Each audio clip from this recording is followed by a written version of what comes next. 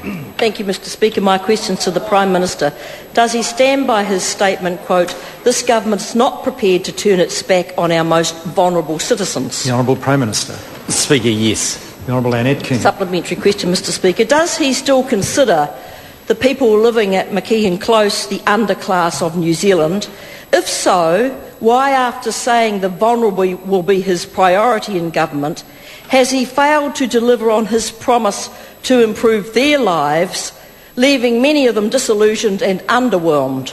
The Honourable Prime Minister. Mr Speaker, actually things have improved, as the article in the Sunday Star Times made it quite clear, and in a moment, and probably in answer to some of the other supplementary questions I'll get on this, I'll go through the list of achievements of this government in such a short space of time. The Honourable Annette King. Supplementary question, Mr Speaker. Does he agree with social worker Vince Tui Samoa that, quote, his biggest mistake was coming here? He has used this street he names all the time, and yet the street is still the same. We haven't got anything. If not, why not? The Honourable Prime Minister. No, Mr Speaker, for two reasons. One, I front up when I make statements, and secondly... Actually, I do. And number two, just quoting from the article so we can get a few facts. That'll be quoting directly from the article, not making it up. Some things have improved on the street. There's no outward sign of the street gangs that have plagued the area. Residents say they've disappeared. There is less graffiti and a brand new footbridge.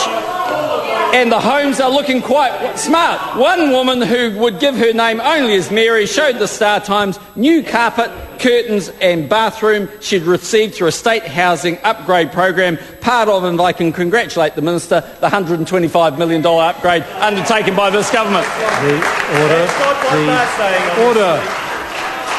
The Honourable Annette King.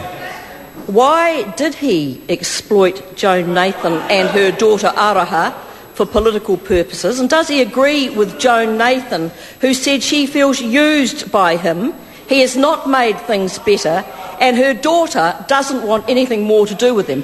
The Honourable Prime Minister. Point of order, the Honourable Rodney Hyde.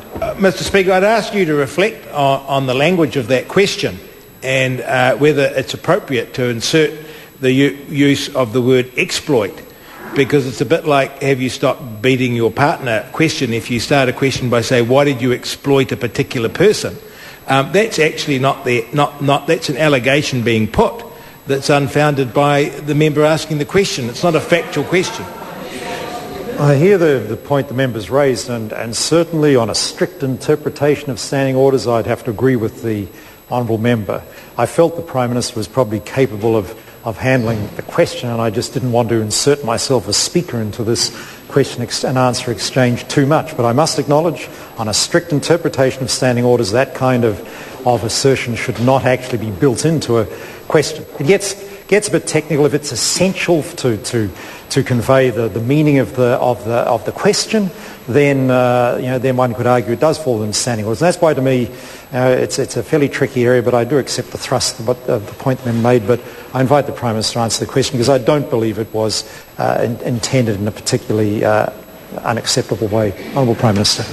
Well, Mr Speaker, all I can say is I'd actually encourage the member to go and speak to Joan directly, take a journalist with her with the tape, be prepared to play the whole tape, and ask her directly those questions. I haven't spoken to her for the last 10 days or so, so I've got no vested interest in this, but let's just see whether they're right. I would just make one other comment, though, and that is a direct quote from Joan in the article, who said, "I could have voted for Labour and we'd be going through the same old bull excrement."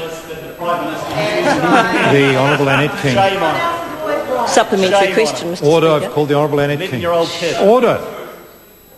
is right?